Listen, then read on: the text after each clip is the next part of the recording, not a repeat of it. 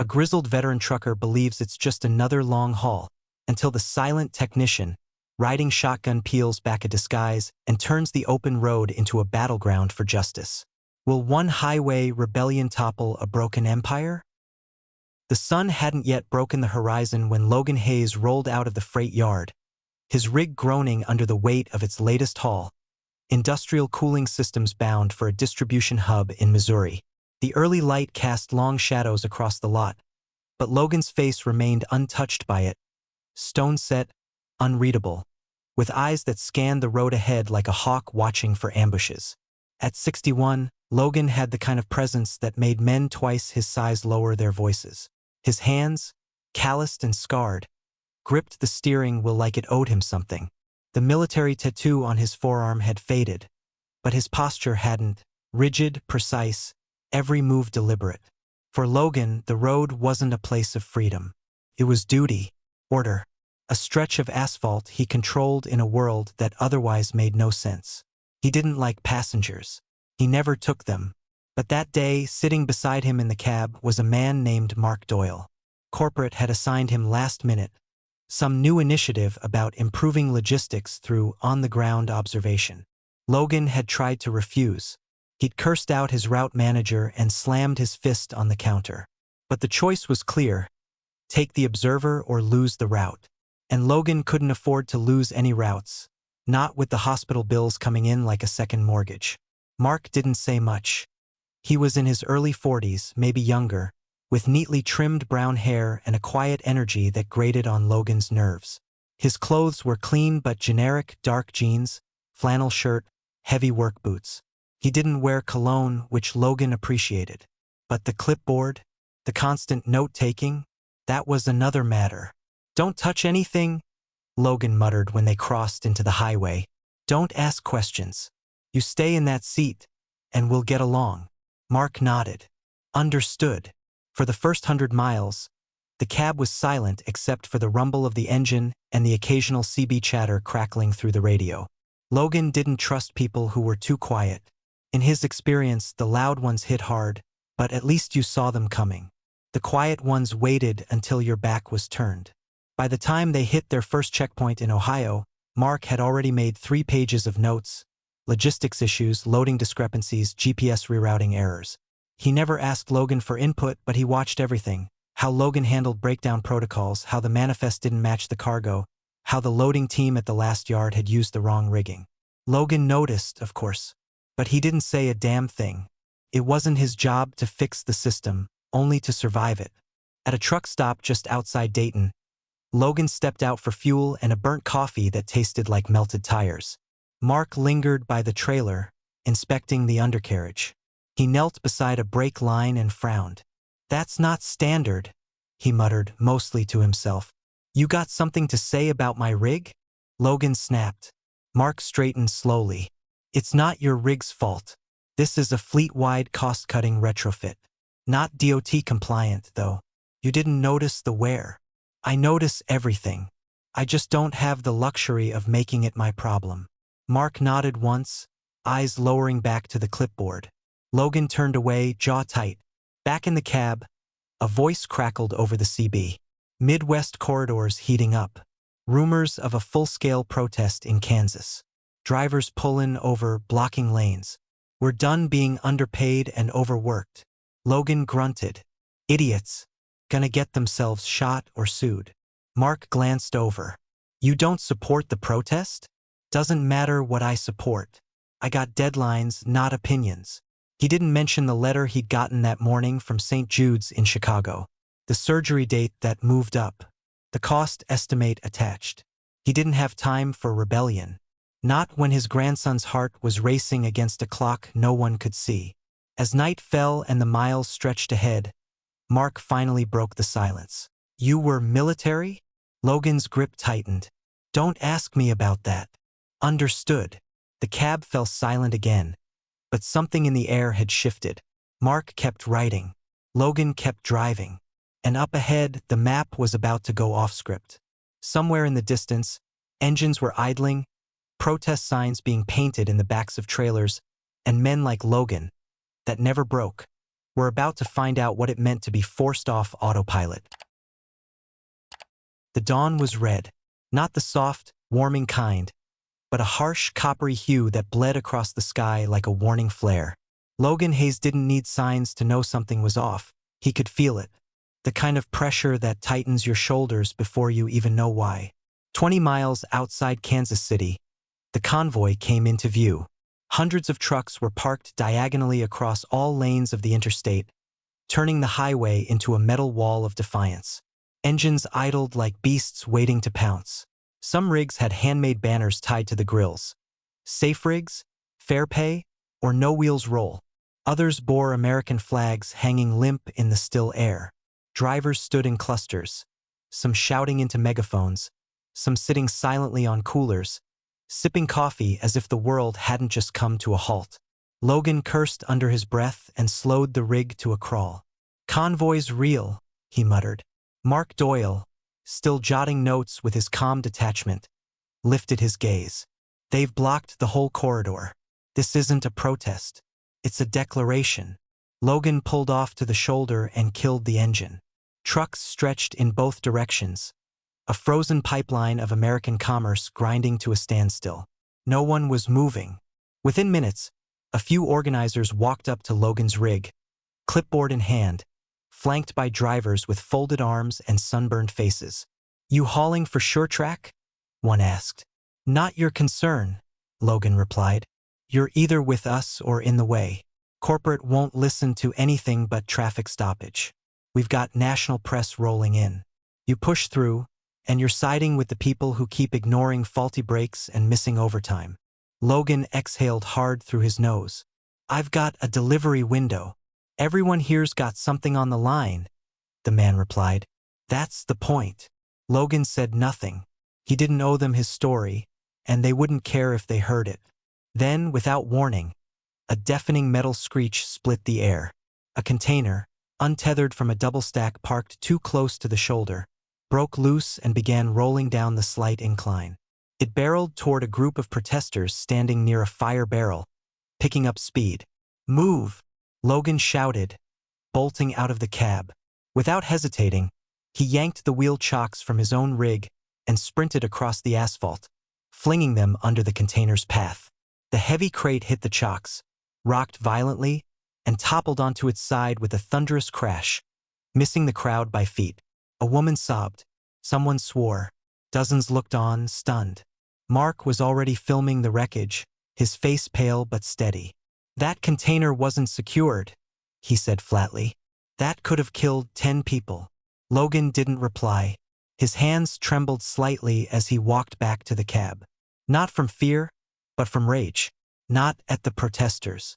Not even at the chaos. But at the knowledge that none of this surprised him. Back inside the truck, his phone buzzed. He answered.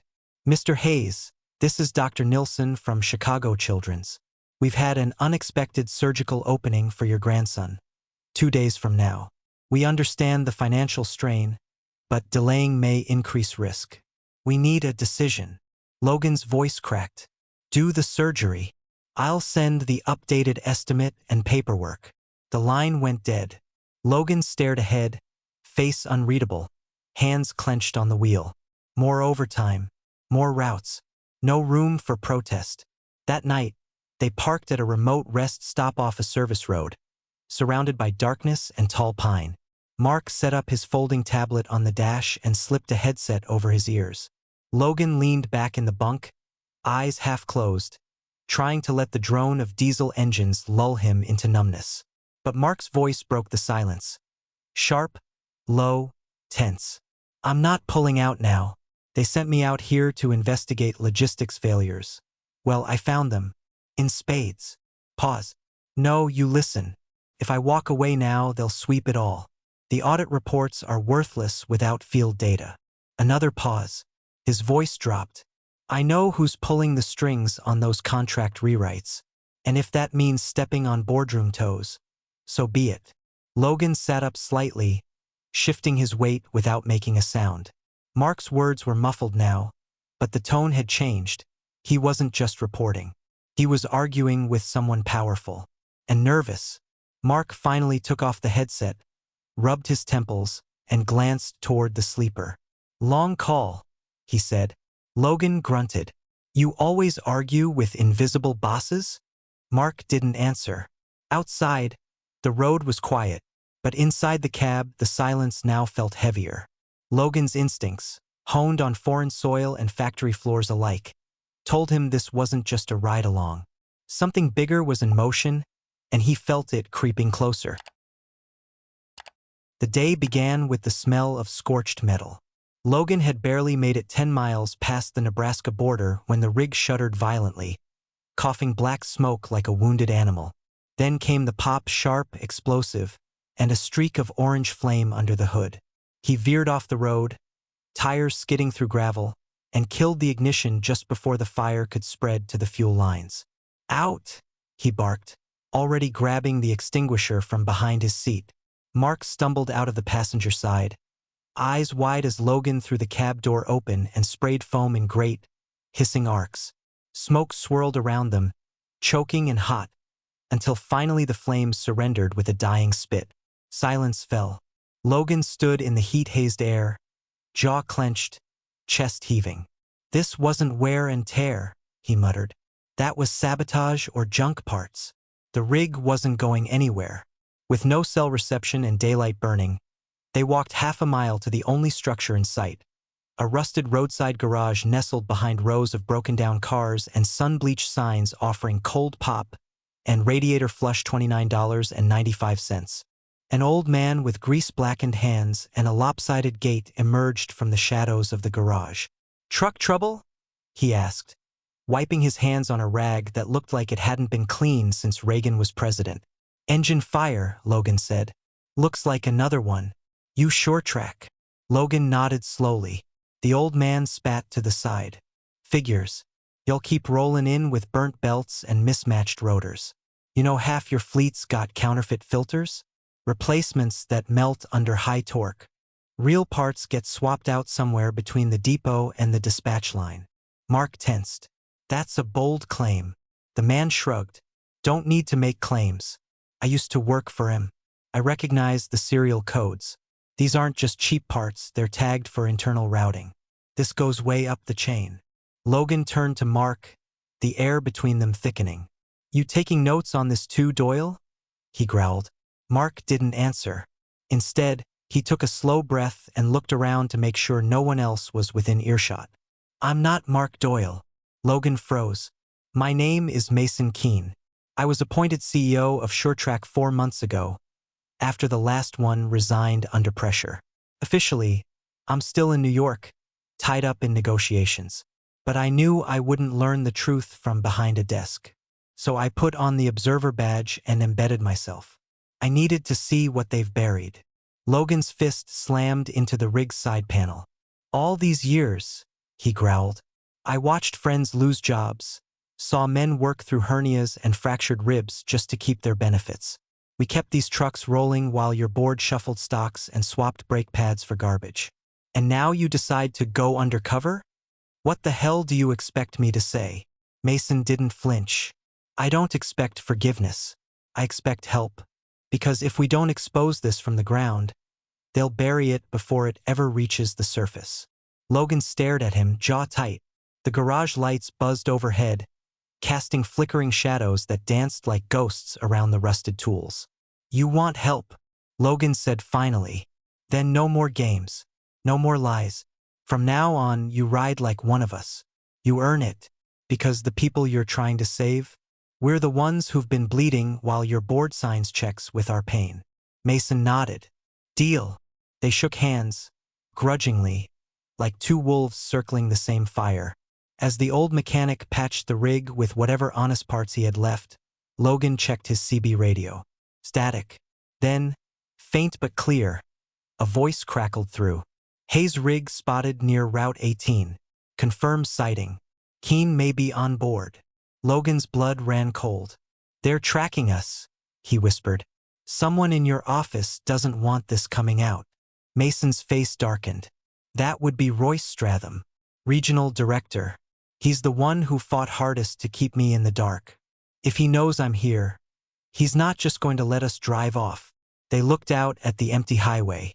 Somewhere out there, a man with too much power and too much to lose was closing in. The engine still smoked, the sun dipped low, and for the first time, the road ahead felt like war. And Logan had been in war before, but this time he wasn't sure which side he was fighting on. The sun had barely risen when the battered rig rolled onto Interstate 80, its scorched paint and wheezing engine a warning and a statement all at once. Logan sat behind the wheel, jaw clenched, hands steady despite the sleepless night. Mason, no longer hiding behind the name Mark Doyle, sat beside him, phone in hand, finalizing the last critical details of the plan. "Are you sure this is the only way?" Logan asked, eyes locked on the endless ribbon of asphalt ahead.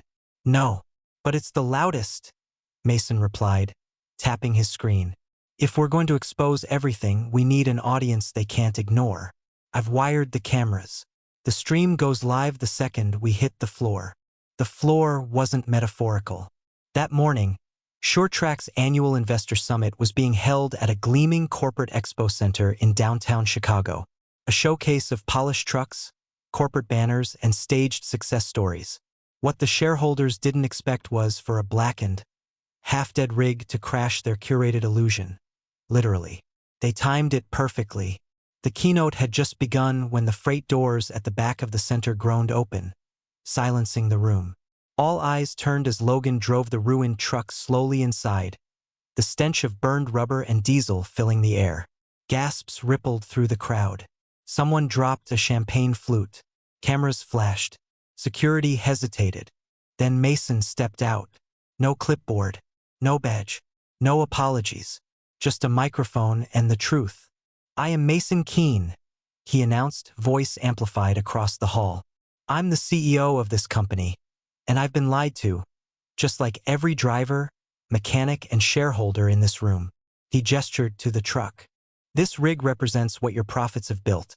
Vehicles stitched together with counterfeit parts, lives pushed to the brink to protect quarterly gains. And it stops today." He nodded to Logan, who opened the side panel of the truck, revealing crates, each one carefully labeled, documented, photographed. Mason's live stream cut to close-ups of parts with serial numbers that traced back to dummy vendors and offshore accounts. Images of pay stubs with missing hours. Testimonies from workers. Pages of internal memos showing executives deliberately ignoring safety reports. He had spent the last few hours gathering material to present at the meeting, and he encountered all sorts of problems. Within minutes, the issue caught the attention of drivers and the general public over the internet, who became aware of the situation with hashtags like freight fraud and drive for dignity. In depots across the country, truckers tuned in from break rooms and cab-mounted phones. Some wept, others clenched their fists. By the time Mason revealed the falsified safety reports and under-the-table payouts, convoys were already forming. Trucks began parking shoulder to shoulder across major routes. Horns blasted in protest, creating a sound wall that echoed from coast to coast. Back in the expo center, chaos bloomed. Security moved toward Mason, but he held his ground. "You want to arrest someone?" he said.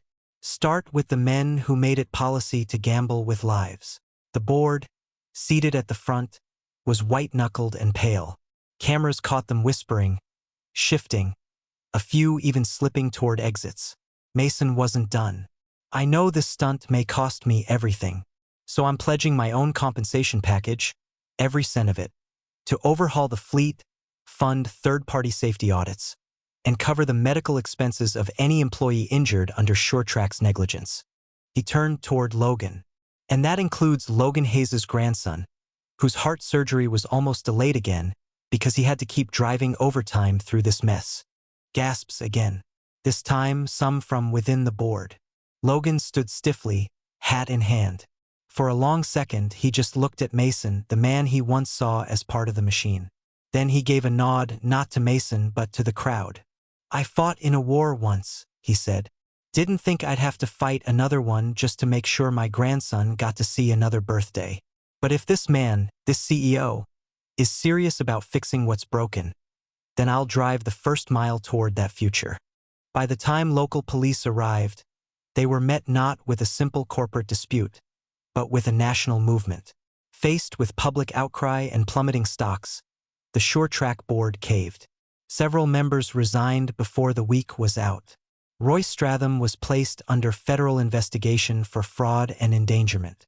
Reforms began, contracts were rewritten, and Mason, though battered politically, was hailed as the man who threw himself into the fire to pull a corrupted empire back from the brink. Days later, Logan stood outside a hospital in St. Louis, watching his daughter hold her son's hand as the boy was wheeled into surgery. On time, this time, covered in full. He didn't smile. Not exactly, but something in his shoulders loosened. Later, Mason pulled up in a new company rig. Not a showroom truck. A working one. "I'm not going back to the tower," Mason said. "Too much to rebuild. Thought maybe I'd learn how to shift gears for real this time." Logan climbed into the cab, settling into the seat beside him. "Long haul ahead," he said. Mason nodded. "Yeah, but at least now we're finally going the right direction."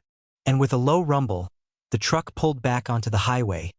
Two men from opposite worlds, driving not just toward the next stop, but toward something better. 1 mile at a time.